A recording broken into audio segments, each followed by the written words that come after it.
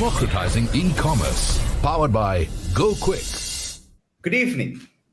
E-commerce brands are thriving in India now more than ever.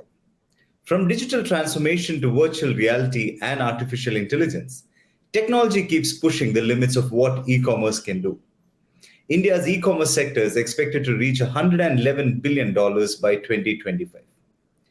But in order to complement this hypergrowth and demand for online shopping, it is important that key players in the e-commerce industry enhance the shopping experience and change the way customers shop for the better. Many e-commerce players and enablers are taking multiple steps to democratize the online shopping experience and deliver a superior and seamless customer experience in today's demanding digital age. But how can brands and e-commerce platforms prepare and adapt to this new paradigm? How critical is enhancing customer shopping experiences to usher in the new dawn of shopping and grow one's business? Today, we try and look for these answers on Forbes India presents Democratizing E-commerce, powered by Gokwik.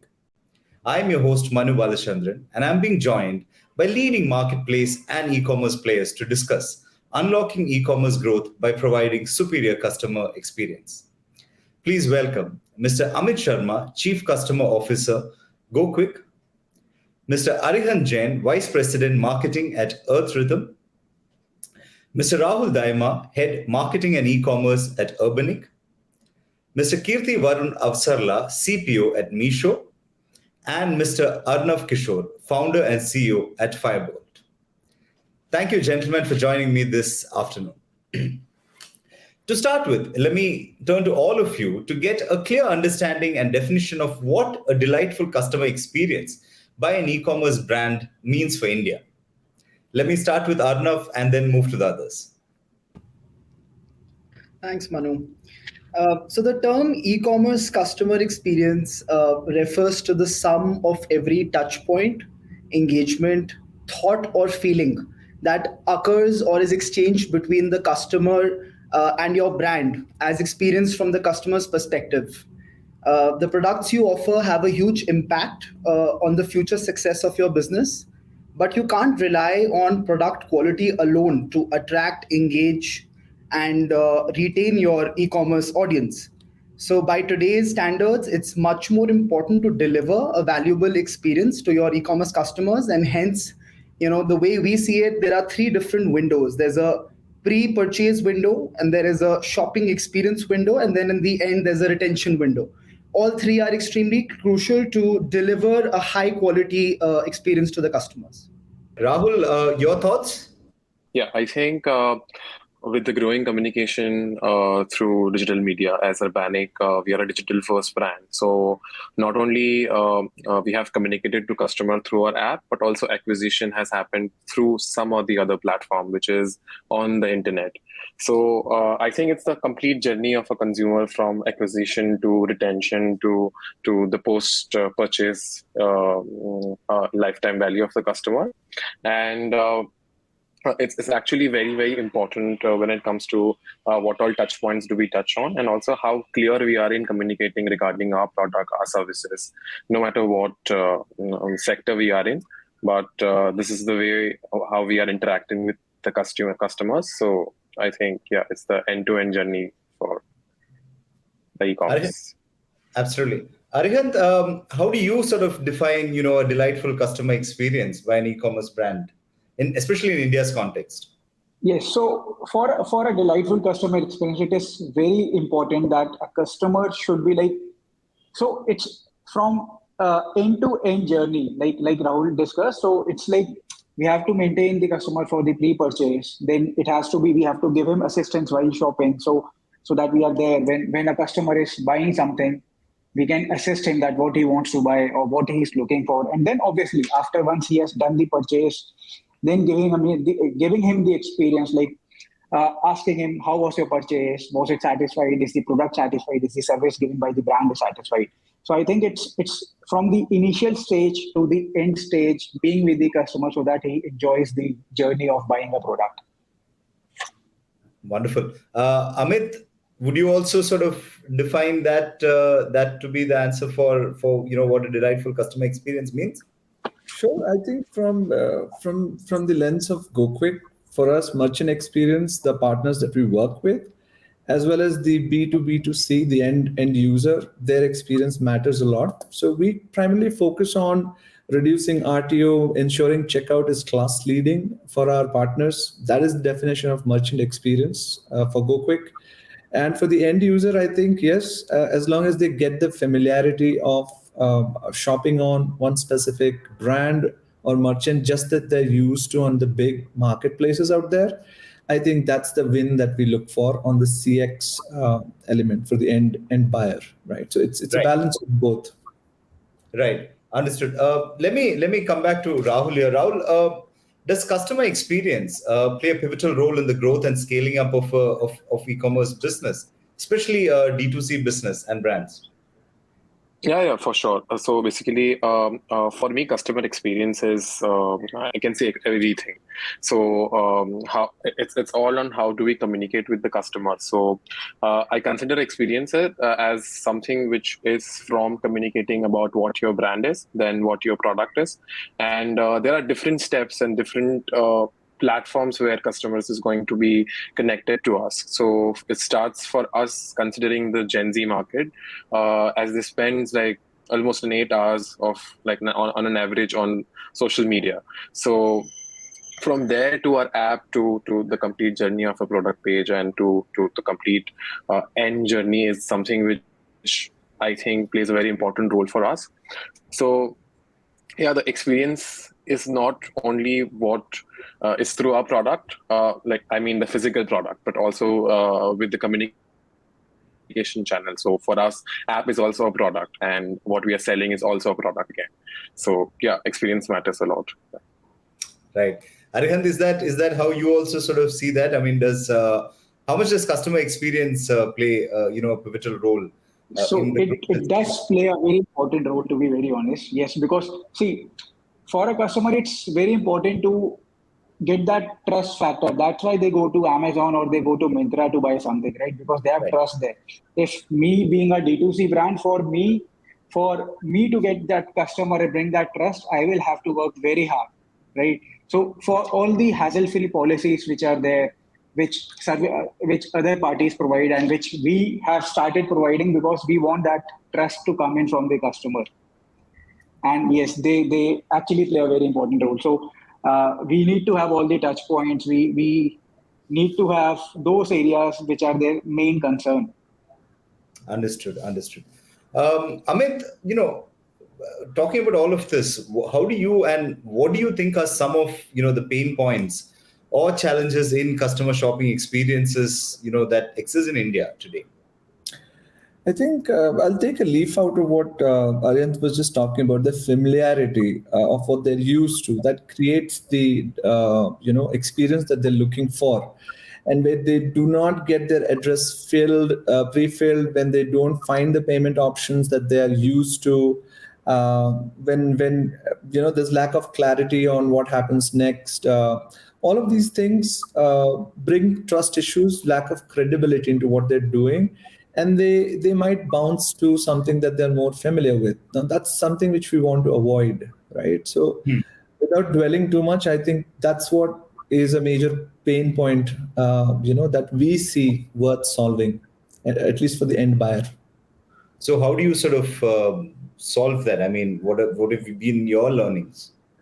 So we've looked at some of the places where the customers have not gone ahead for a variety of reasons, and then we figured that if you try to give them something that they're familiar with, whether it is the option of the same payment options, not making them fill very lengthy forms during checkout, having some idea of where they're located, doing some sort of address pre-fill, it goes a long way.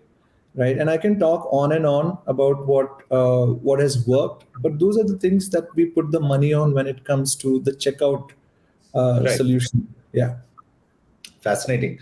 Let me just turn to Arnav here. Arnav, with high competition in the e-commerce space, especially more so after the pandemic, and customer acquisition costs going up.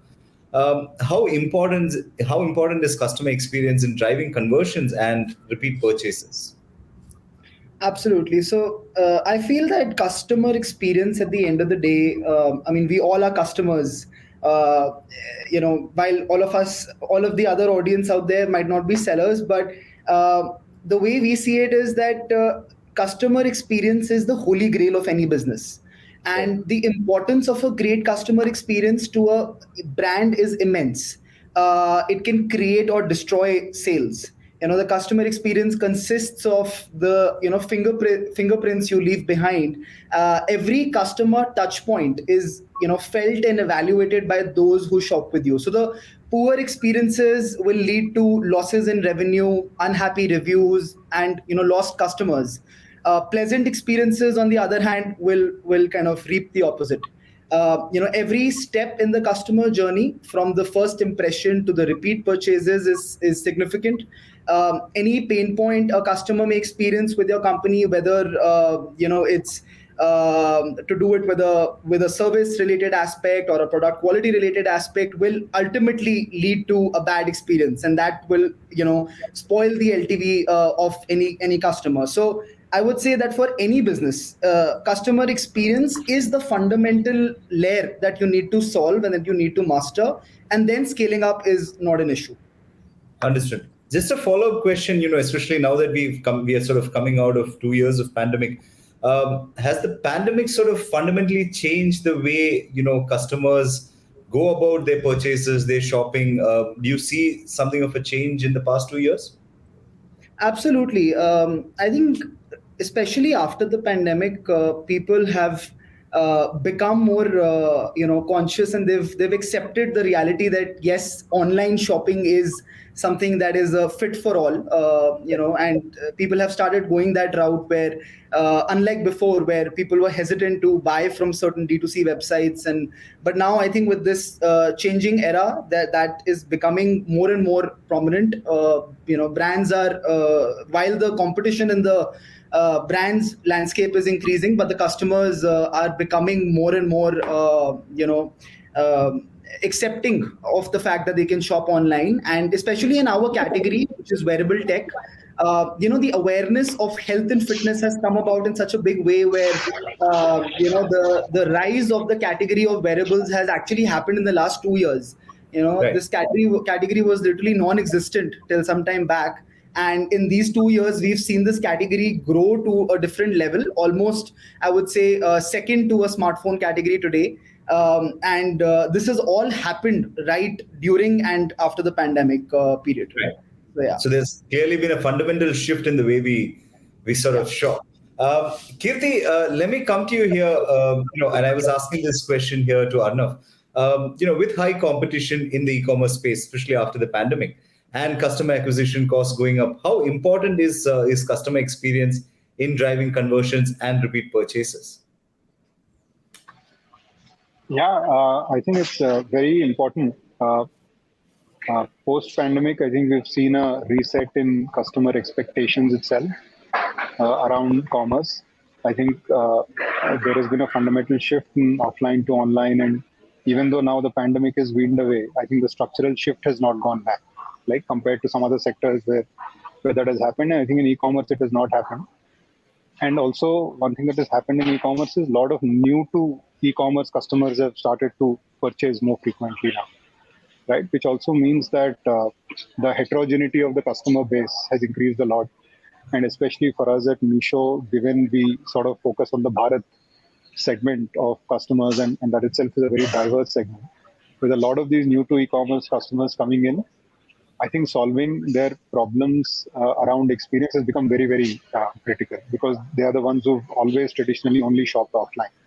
So customer experience is very critical. And what we have realized is that customer experience is sort of a sum total of all the touch points that customers have with any brand, right? So whether it's the shopping experience on the app, or whether it's the delivery experience, or the returns or refunds experience, or the actual quality of the item that you bought, across all of those touch points, how do you deliver very strong experience? I think is something that we've been focused on, and we've realized that especially for new to e-commerce customers, because there is a trust deficit that they have. That's the reason why they were never shopping offline. But now that they've come online, each of these touch points, they are judging your experience very critically. If they, for example, don't get their order delivered on time, or if they want to return an item but the experience of return is poor, right? So then automatically they churn out. So all of the money that was spent in acquiring them is sort of not giving you enough return if you don't deliver on each of these touch points which determine their experience. Right? So that's sort of what we have figured out at Meesho, especially in the last year or so post-pandemic. And this is what we've been focused on in terms of solving for these new to e-commerce customers. But Kirti, just a follow up to that, especially for new users, you spoke about the heterogeneity of the new customers that are sort of coming in.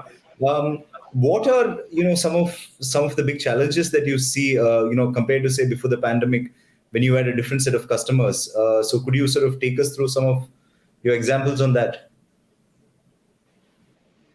Yeah, sure. One big example is around payments itself, right? So before the pandemic, when we had a lot of customers who were already used to shopping on other commerce platforms, their trust on payments was already very high, right? So the adoption of something like prepaid instruments was much higher, right? Whereas when you look at these new to e-commerce customers, because they typically transact on cash in their offline stores, even though digitization of payments has happened, but once you enter remote parts of India, still that's not as much in the offline world. Right. So when they come to the online context, so their trust on payment methods is much lower, because they're worried what will happen to my money. If I return, will I get my money back? So I think all of those concerns are much higher, which means that their adoption of prepaid instruments is much lower. They prefer COD much higher. So how do you build this trust, right, with these new to e-commerce customers on payments is one great example. The other example also that we saw a lot was even on delivery itself, right? Again, if you look at customers who are used to e-commerce, they know that if an app promises delivery in 4 days, 5 days, 6 days, most likely it will get delivered in that time. So they don't even question the fact that it will get very delayed. Right? But again, when you take new to e-commerce customers, that apprehension is much higher. So the way that manifests itself is when we look at our customer support queries, etc. So where is my order is a much bigger problem for these new to e-commerce customers. Right? Even though in reality we still are delivering reliably, but it's just that the apprehension and is much more, which means that we have to proactively communicate to them, saying, okay, this is when your order is going to get delivered. Today it's out for delivery in the morning. It's going to reach you in the evening, right? So all of these small things, right, which are trust barriers in their mind, also become important. I'll give you another example. Right? This is probably the easiest to relate to. Right. Is language itself. As we've penetrated India more and more, we've realized that a lot of people struggle to comprehend English language, right? Especially when they're going through a shopping journey. So that's why we've had to focus a lot on bringing vernacular to our app in a significant way in the last 6 to 9 months. Right now, Meesho app is available, I think, in 10 different languages. Earlier, it was okay for us to have it just in English and Hindi, right? So now it doesn't work anymore. The other thing that we've also invested a lot is in visual communication on the app. So a lot of these new to e-commerce customers, while even if you write something in vernacular language, their propensity to read in general is much lower, which means that images, icons, visual communication in general should give them enough cues to make a purchase. So these are all sort of different facets of how their behavior is very different. And this is what we've had to actually invest in to solve for their experience and truly convert them to becoming regular shoppers. Absolutely.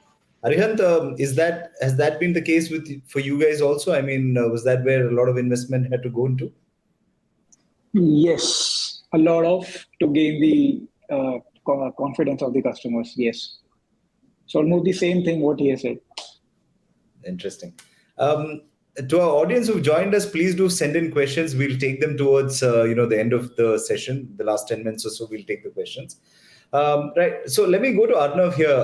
Arnav, what steps are you taking to sort of drive more conversions through the shopping funnel to beat competition and lower customer acquisition costs? So I think the e-commerce conversion funnel is a way of visualizing the customer buying journey as well as the process of a brand implements to acquire and retain customers. And essentially it's called a funnel because the interested people who've just heard of your brand go in the top and customers come out at the bottom, right? So this entire funnel, the way we are approaching it is, I mean, all sorts of different segments, whether it's awareness, consideration, conversion, retention. Within each of these sets, we are trying to really crack all the elements that do matter for the customer. So for example, in the awareness stage, you may think that a buyer's journey begins where a customer lands on your homepage, but that's wrong. The wheels are set in motion long before this, when a customer first becomes aware of your brand or store. And during this entire awareness funnel, the idea is to really catch the user's attention. So there are different ways of doing that, whether you're publicizing heavily through different social channels, or it's creating value packed blog posts. We put out a lot of informative posts and blogs for smartwatches, how a smartwatch can help you become fitter, what sort of different options are there for you to choose in this category, and so on and so forth. So the buyer awareness is, I would say, the fundamental layer, where if you are able to create that awareness, you are getting more and more people into the top funnel. And then below that, once the consideration stage comes, where you're kind of making the potential buyer decide. That's the time where someone is considering to probably buy your product. And within that, whether we've started sending out a lot of lead magnet emails, and crafting certain different types of welcome emails for the customers, leveraging social proof, where we are showcasing the reviews on site and also the reviews on our social channels, because end of the day, reviews is something that reinforces trust in a customer, that yes, there is a certain amount of social acceptance for this product, and they are less hesitant to go for it. Similarly, I think post that, I would say the conversion and the deciding stage, where someone is actually very seriously considering to buy your products. Over there, obviously, the fundamentals of the product will make a difference. How good is your landing page? How good is your visual communication? How on point is your description? How effective is your pricing? Are there any discounts you're offering? So on and so forth, right? And then post that is the stage of retention. Retention in itself is a big animal, because if you've just sold merchandise to a customer, your job is only starting from there. That's not the end. And in that bucket of retention, it's very important to kind of make sure that you're constantly in touch with the customer even after the sales. So you're retargeting that customer base, or a simple example is, for example, customizing your order confirmation page, where there can be certain offers that you can upsell to the customers after that, or you can obtain certain feedback, and so on and so forth. So I would say all these four layers make a big difference in the entire journey. Absolutely. So in that sense, Rahul, does technology sort of play a critical role in providing a superior shopping experience to online customers? Yes, definitely it does, because technology is something which can actually drive the experience which we are looking for. So it's not only from understanding the product, but also from getting the users what they are looking for. So at Urbanic, we use a lot of methods to actually identify what kind of trends are going to be there in the market, what kind of content people are looking for. Also, we have started uploading a lot of video-driven content on our app itself, because UCG was something which is very important for us to drive the conversion as well, and also to amplify the reach of the brand. So yeah, definitely all the communication points, all the exercises which we do are dependent on technology. Being a digital-first brand, technology plays a very important role for us to from here and for growing in the future as well. Fascinating. Amit, for you at Gokwik, how are you sort of helping these e-commerce brands improve their experience? We are a data in, experience out company. I mean, at the core is that's what we look at. And the rendezvous always is to leverage network data to solve some of the things that can get the buyer moving along faster, right? That's for the buyer, the end user. How can we get them to not experience something which is absolutely not familiar? I just touched upon that. The theme of trust, the theme of credibility, the theme of familiarity keeps popping up, right? So that's where Gokwik has been fairly effective with its solution. The other aspect is, what do the merchants look forward to, right? Now, I heard Kirti talk about every time there's a new cohort, there's a new set of buyers who hop onto the e-commerce bandwagon. There is the propensity to go more towards COD, POD, right? Pay on delivery, cash on delivery. And that inadvertently leads to some uptick on the RTO, right? And that's another place where I think GoQuick has been playing some role, right? Whether it is making the merchants focus on what is their core, which definitely is not tackling RTO, but their own business. I think we've done a good job offloading that piece, right? And I can go on about how does it work, what are the signals that we take into account, what are the different parameters that we look at while attributing some kind of risk, and then diverting that risk away, and thereby getting a better handle on RTO. But yeah, I think those are the two big things that I think we can bring into play, we can bring to the table. Right. I want to go to Kirti and then of course to Arnav. With so much access to customer data today, how are you sort of using it to personalize and customize the shopping experience for your customers? Let me start with Kirti and then turn to Arnav. Sure, Mano. I think customer data is literally like the new oil, as they say.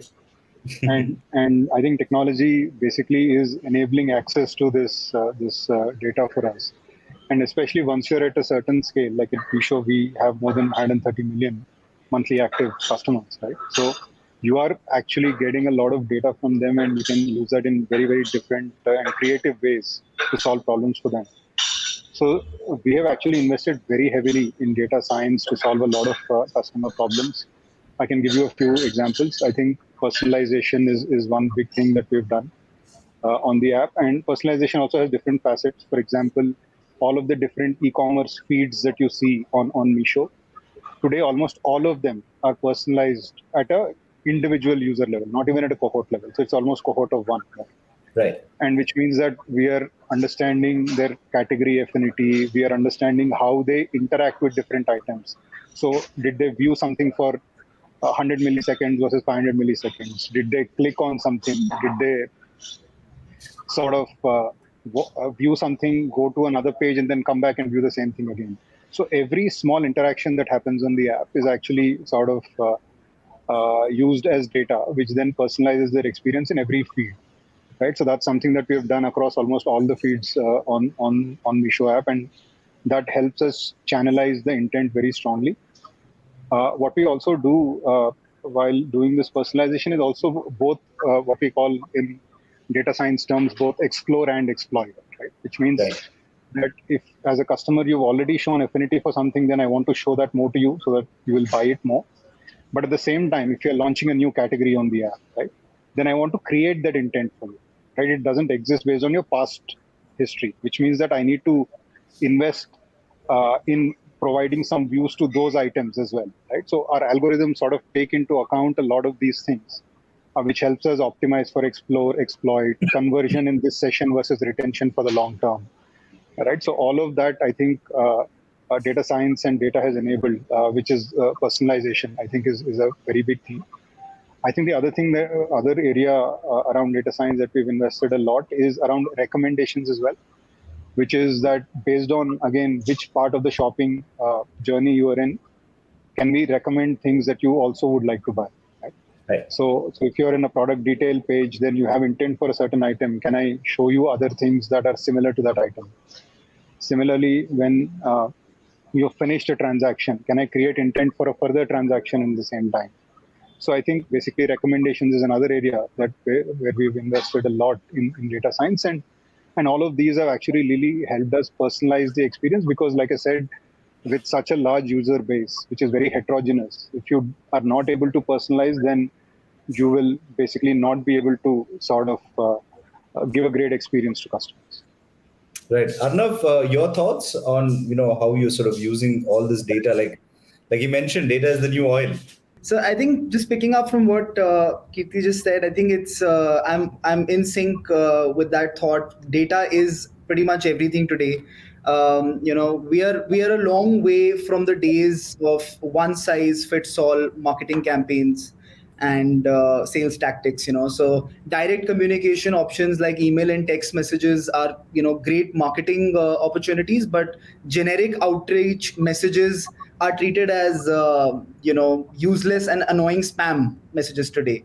And whether it's the element of personalization, recommendations, pretty much everything will be derived from the data that you end up collecting. So in our business, the way we are using data, is obviously number one is when the buyer is on our website, we try to show the right feed in terms of the right products more suitable for that particular customer.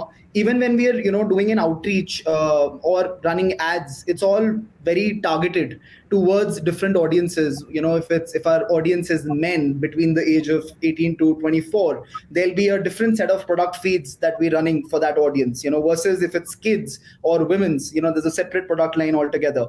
Similarly, when we're doing retention marketing, email, SMS, push notifications, it's all data play happening there. Whether we're running banner ads, you can create custom customer like web banners and other click-through ads, display product recommendations based on a customer's search and purchase history. You can basically generalize ads to any given customer with what sort of searches they've been performing.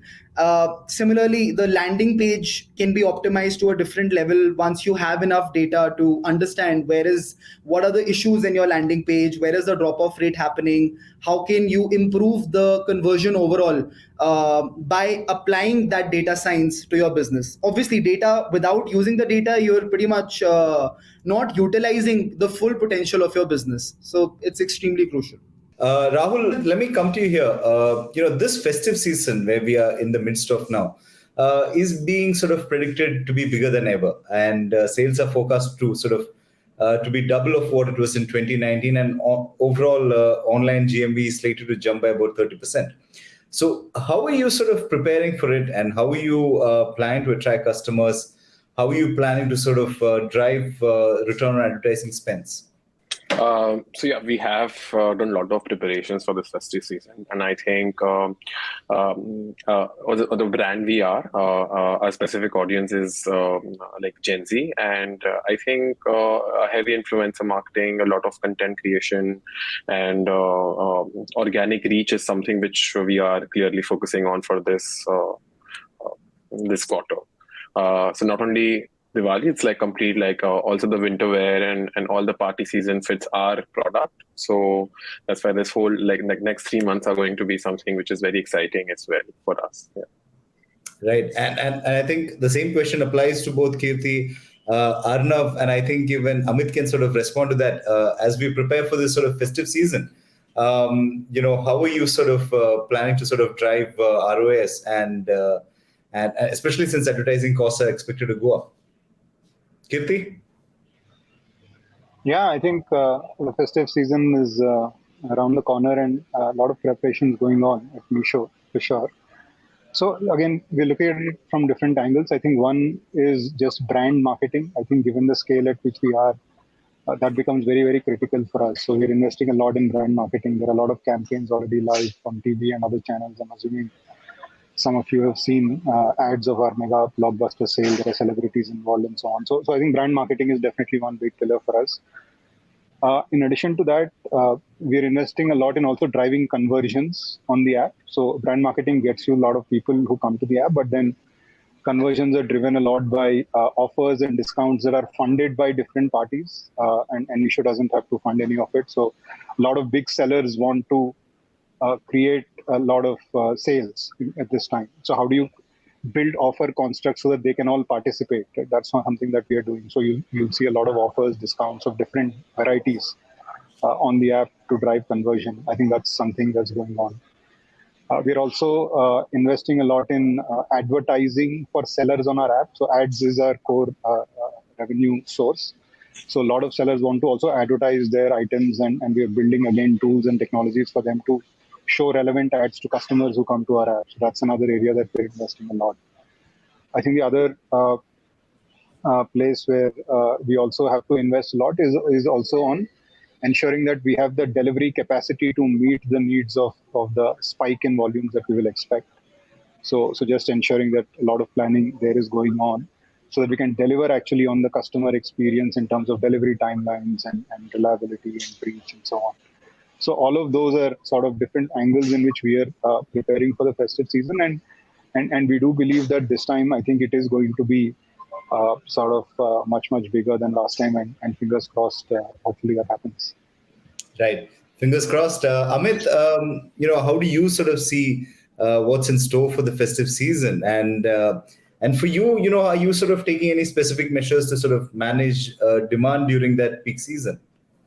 Well, I think we would do well at our end to reduce the anxiety at the end of our merchants that we work with, so that the checkout that we work on, the solutions remain scalable. We are anticipating a heavy amount of load. A good amount of scalability is already built into the process.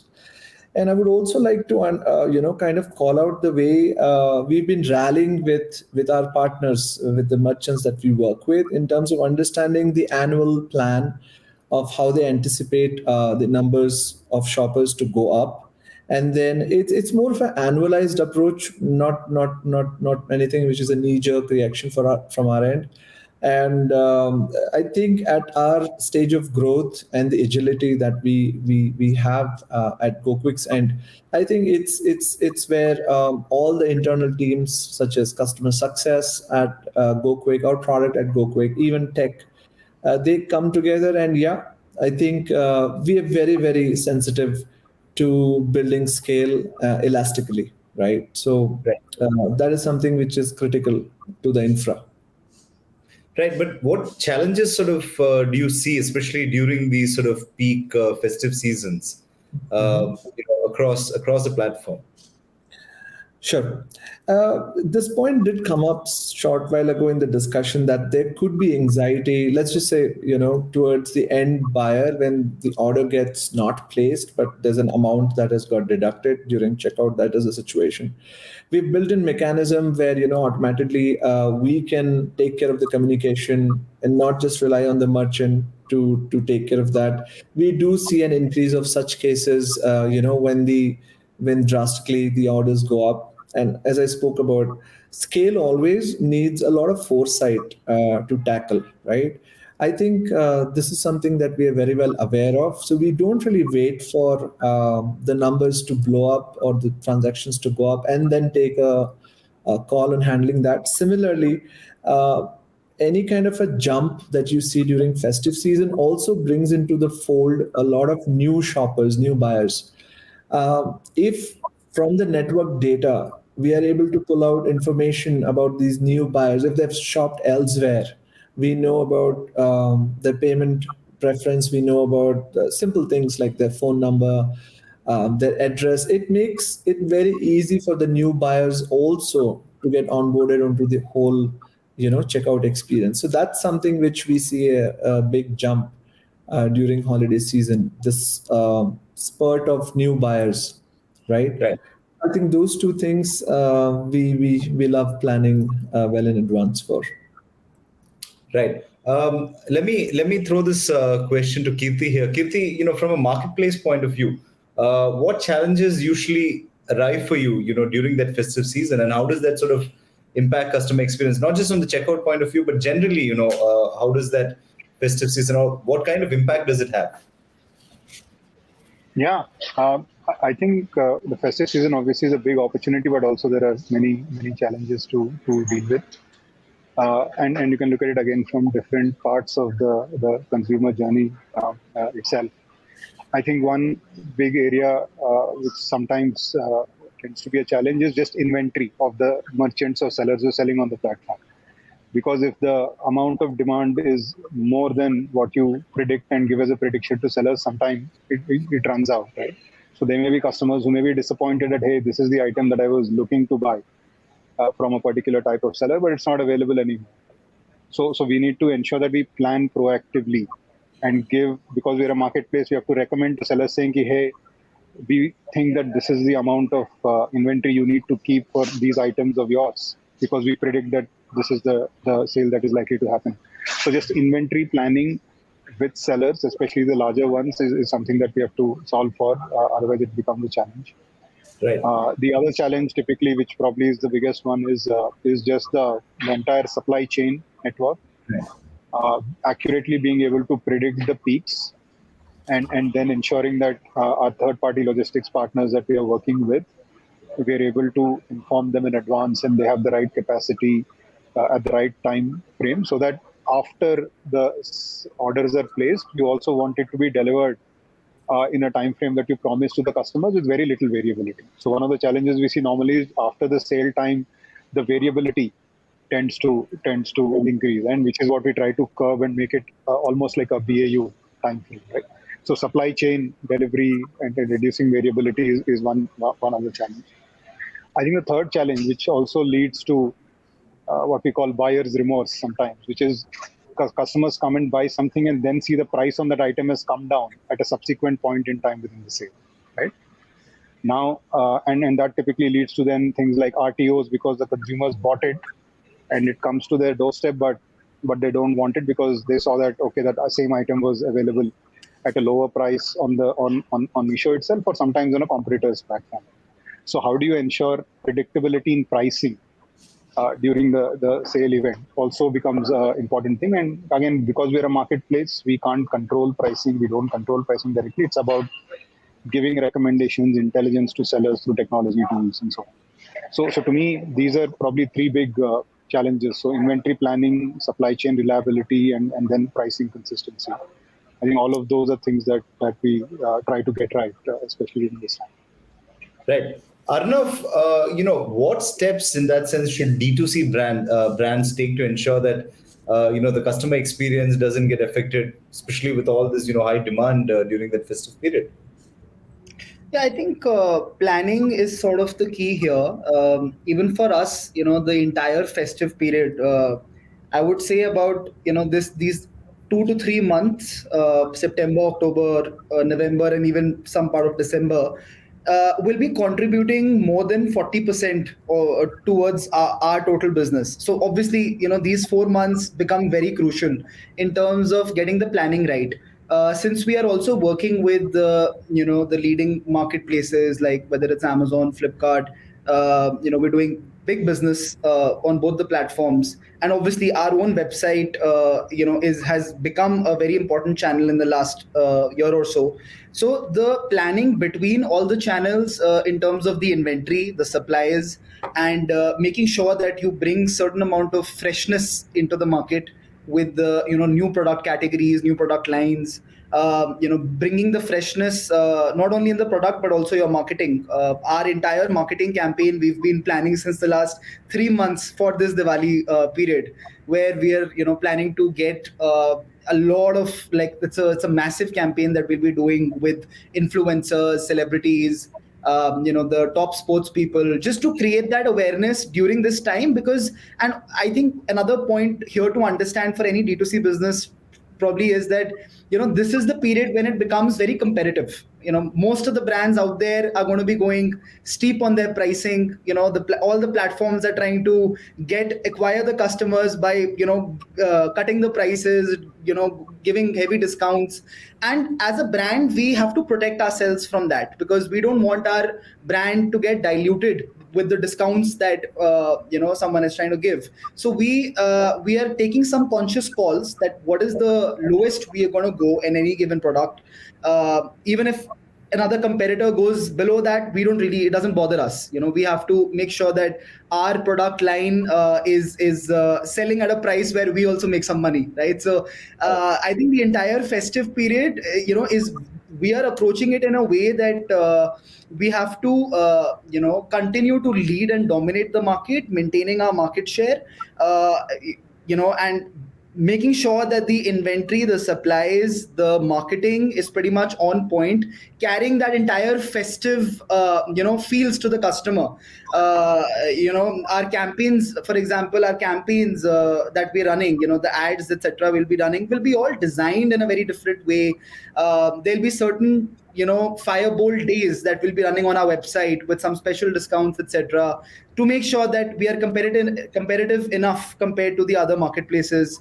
And also, I think, since Firebolt is catering to the Bharat of India, which is the tier 2s and tier 3 towns of India, so it becomes very crucial to also localize to a large extent, kind of going in the vernacular languages to those regions, getting the right bunch of influencers across different cities. I think all of this combined really will help us during this festive times. Yeah. Right. Very fascinating. In a few moments' time, we'll start taking audience questions. So please do send in, any questions that you have for our panelists. And also just a reminder that, if during peak festive season you run into some sort of glitches, please understand that companies are putting in tremendous effort, to sort of keep it all running. But I want to throw this question to all of you here. Are you sort of looking at alternate ways of acquiring customers? And what are your thoughts about conversational commerce? Are you using it in any form of for your business? Kirti, let me start with you. Yeah, we've actually experimented with quite a few ways of acquiring customers outside of the traditional mode of performance marketing or branding, etc. I think a few have worked very well for us. I think one, and this is also because of the nature of the user base we have. I think one is referral. Referral is something that works pretty strongly for us. And there are different types of referral we drive. I think one is where as a customer of Meesho, you like our proposition, so you go tell your sort of friend, a family member, and there's a code, etc., that you can exchange through the app, and they can come and buy and get a discount. So it's like a typical two-sided referral program. So I think that has worked very well for us. I think the other one which has worked very well for us, we sort of experimented with early part of this year, is also what we call product sharing and sort of some version of group shopping, right? Which is, as a customer, again, when you're browsing through items on Meesho, if you like something, you can immediately share that with somebody else who's not a customer of Meesho, and then that encourages a conversation between both and ultimately converts that other person to become a customer. So this we've seen has created a lot of impact. And also because of the user base that we target, they're all in sort of close-knit societies, and there are a lot of family members, similar shopping needs that they have. So that's why these have worked very well for us. So referrals and product sharing. Right. I think conversational commerce, we have tried, not so much from the purpose of acquiring customers, but more from the purpose of engaging them. So one of the things that we've built is a WhatsApp chat bot, right, which actually customers can chat with, where we can sort of promote new offers, discounts, and other things with them in a conversational fashion, and that helps them come back to the app and sort of be retained. So that's where we have tried conversational commerce. From an acquisition standpoint, we haven't, but maybe that's an interesting thing that we will probably explore in the future as well. Right. Interesting. I think, we'll sort of, since we're short on time, we'll start taking the questions from our audience. So we have a question from Himanshu Shukla. Apart from the inventory of various brands on one product or product category, what is the platform contribution on comparing them? Any of you would like to answer that question? So I can probably take a shot at it, and maybe I'm also just clarifying my understanding of the question. So it's more about how does a marketplace platform add value in terms of helping a customer choose between different brands, right? If I understood correctly. So again, at Meesho, while we are selling a lot of unbranded goods, we also have introduced brands on our platform. But typically, I think the way we have understood our customers make that decision is more around the quality of the product, and which then means the ratings and reviews that other customers have left. Even in our platform, at least we have a lot of real images, real videos that customers post after they get a certain item. Like all of these things are the kind of features that enable customers to make that buying decision. And these features are available because the marketplace platform has created these tools to enable for comparison. So I think this is something that, at least in the Misho context, I've seen work very well. But if you take the analogy of other commerce marketplaces which also sell branded electronics and all of that, I think it again comes down to providing constructs on the product detail page where you compare one item against the other, its features and everything else. So these constructs of comparing features, ratings, reviews, real images, videos, all this user-generated content, being able to show that on the app in a very easy way is actually the biggest value add that e-commerce platforms actually bring to the table. Right. Thank you, Kirti, for that. The next question is from Anand Kumar. How does one target customers in rural market and convert them into repeat buyers? Arnav, would you like to sort of answer that? Sure. So it's a very interesting question because, like I mentioned earlier, our vision at Firebolt is to cater to the Bharat of India. India is so big that literally, if you go to any one particular geography, whether it's a state or a city, it feels like a country in itself. So it becomes extremely important to sort of become hyperlocal and localize your offerings and market your offerings in the best possible way. We are running a very big offline sales channel. Like for us, the offline sales will be contributing close to 50% of our overall revenue. We have about 30,000 plus selling points today in India, all the multi-brand outlets of smartphones, the watch outlets, the modern trade outlets, the Chroma Reliance of the world. So, since we are present in almost 650, 700 plus cities, and we are already getting exposure to customers from pan India. Now we are starting to adopt different marketing strategies for different regions. So for example, for South, we will be bringing on board a set of different influencers from that geography. We'll be running ads in the local languages. We'll be probably even going to the extent of customizing certain products. So in our case, you can have different watch faces, for, let's say, the south part of India with certain different colors, with different languages. So obviously that is, something which is still a little bit more futuristic because inventory management becomes a big headache. But other than that, the intent here is to go completely local. We want to run our marketing campaigns, and make sure that the connect with the brand, locally is sort of being developed. Because a person, like for example, sitting in Tamil Nadu will not even understand the language of Kerala. So that sort of diversity of the audience, it's imperative for a brand like us to localize and effectively run your marketing campaigns in that way. Fascinating. Amit, the next question is from Mohan Singh. How can one reduce RTO in e-commerce? Would you like to respond to that? Sure. I think it's going to sound very simple, but it is not.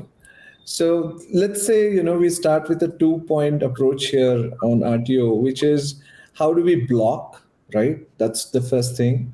And if I go one layer deep, you can look at acquisition source, you could look at past behavior, you could look at demography. You could look at bad address. I mean, it's very surprising. I mean, our research tells us that there's a fairly high incident of addresses which are bad, right? Which are not proper addresses, PIN codes missing and whatnot. So I think the first thing is how do you put something in place which is not static, very dynamic, heavily data science driven, which does its job, robust models that do not eat into legitimate traffic, at the same time is able to clearly call out pinpointedly what could be a risky transaction and block it, if it has got to go to that level of intervention. Of course, you as a merchant modulate that. The second bit is how do we incentivize prepaid, right? Can we put something in there at the time of checkout that people, although the option of COD or POD exists, they would want to choose something else, right? So I think between these two, RTO can be handled. Of course, the devil is in the details, but yeah, that's more or less what the solution would look like from the outset. Right. I can see that Arihant has joined, and I was throwing a question earlier to Arihant. Arihant, with the festive season around the corner, how do you sort of, how are you looking at improving customer experience during that period? So honestly, this time Earth Rhythm is doing something different. So we are trying to give a different experience or a different marketing campaign during this Diwali. We will be we are more focusing on getting leads generation activities during Diwalis. We are more focusing on Diwali giftings. We are more focusing on doing what do you say?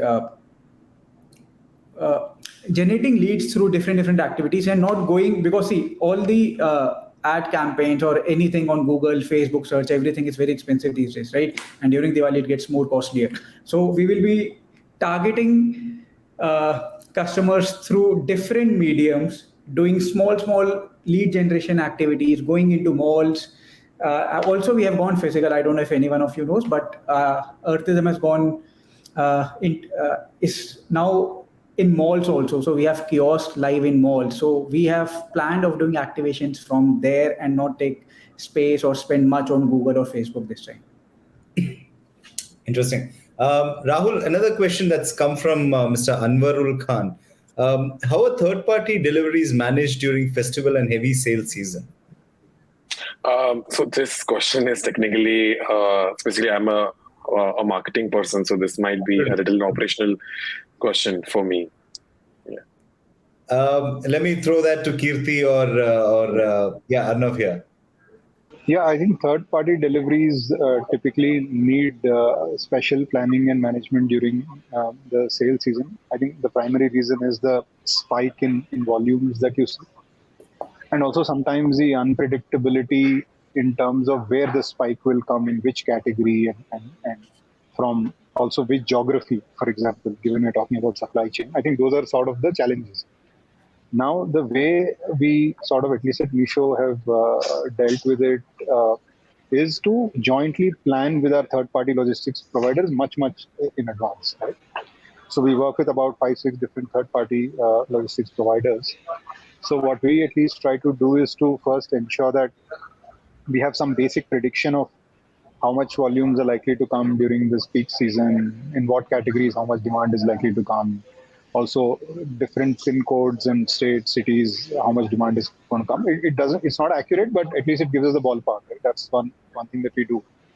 And then we work with the third-party logistics players to then plan on how they will build up capacity, in which lane will they build it up, in what time frame, and then try to sort of also work with them on mechanisms by which we can also address if there are any issues that happen. For example, if suppose because of whatever, some inaccuracy in planning, we are not able to deliver as fast in a particular lane, then also how do we correct for it? How can we prioritize more in different parts of the supply chain? We have first mile, middle mile, last mile. So can we sort of figure out ways to prioritize so that we can prevent this problem from happening in runtime, literally, right? When the sale deliveries are to be done. So in short, I think the answer to the question is actually a lot of planning and joint planning between the e-commerce company and the third-party logistics providers, and simulating different scenarios that can potentially go wrong, and figure out solutions to those that we can deploy in runtime. Right. So that's sort of what we have at least done here at Meesho. Right. On that note, I think we'll soon have to draw the session to a close, but I'll close with one sort of last question from our audience. Cash on delivery is a preferred mode of payment by customers. How can I optimize the COD process? And just, along with that, how do you sort of, protect your businesses from challenges that COD brings to businesses? Arnav, would you like to take that? And maybe Kirti can also weigh in. Yeah, so I think this is like a big challenge for, I'm assuming, most of the D2C brands out there. Brands will want to minimize COD, whereas customers, that's the biggest convenience for them. So the art is to kind of find your balancing point. We try to encourage our customers to opt in for prepaid. It's completely optional. We give them a certain small discount, or an additional saving that they can have by prepaying for their order. This basically just helps us ensure that at least out of that 100% of the orders, a certain percentage of the prepaid orders are going to be fully confirmed. There'll be no RTO happening. While I think given the nature of the market in India, COD is sort of a very important tool. It does help increase your overall, I would say, sales. The only challenge here is to make sure that your COD doesn't go out of whack in terms of the RTO rate, etc. And there, I would say tools like Gokwik have been a great help for us in terms of the RTO protection, and making sure that whatever orders are being captured, the addresses within that are correct. And as a brand, we can take the back seat and be rest assured that whatever COD orders are coming our way, the majority of that will be fully serviced. So I think yes, that's how we look at COD. Right, Kirti, your thoughts? I think very similar thoughts to what I think was just being mentioned. So, given again the user base we are serving, for us, we look at COD as a convenience option for customers so that they can sort of get activated on Meesho, especially if they're new to e-commerce, and then continue transacting. So that option will always be there. Having said that, that option comes with a cost, right? And also, not just the cost of actually implementing COD, but also second order costs like RTO, etc., that we just spoke about. So we recognize it. I think the way we have at least tried to solve for the problems is, I think, in a few different directions. One is to figure out ways to incentivize prepaid transactions, which means that work with bank partners, etc., to provide bank offers on prepaid, different kinds of prepaid instruments, make it more lucrative for customers to try prepaid, as opposed to fall back to COD. I think that's something that we have invested quite a bit in, and that has helped us improve our prepaid share to a large extent compared to what it was like a year and a half back. I think that's one. I think the second thing, more in terms of just execution of COD, is to ensure that, again, here we work with third-party logistics providers to ensure that that is a very seamless experience for customers, and also we minimize fraud that could potentially happen because cash is being exchanged, right, at the last mile delivery point. So those are more operational processes, etc., that we've set in place with our third-party logistics providers to ensure that the convenient option of COD is there, but there is no fraud. But we also proactively try to push them towards prepaid by making that more lucrative. So these are some things that we've done. Right. We have one last question that's come from the audience, and that's to Rahul. Rahul, Urbanic used WhatsApp as a channel to communicate with the audience. What is the impact, and how did it help the brand communicate better? We'll close with that question. Yeah, sure. So WhatsApp is really helping us for the communication directly with the customer. So our strategy to use WhatsApp is to have very close communication with our customers. So because WhatsApp is again a very personal tool when it comes to communication as well.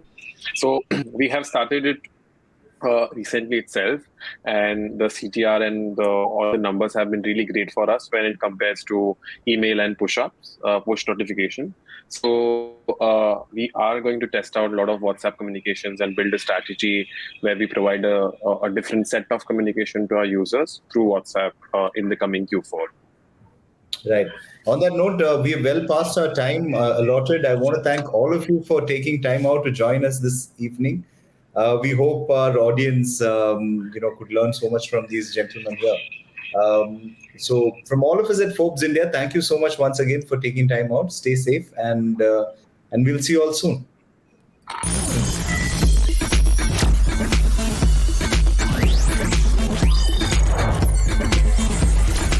Forbes India presents Democratizing E-commerce, powered by Gokwik.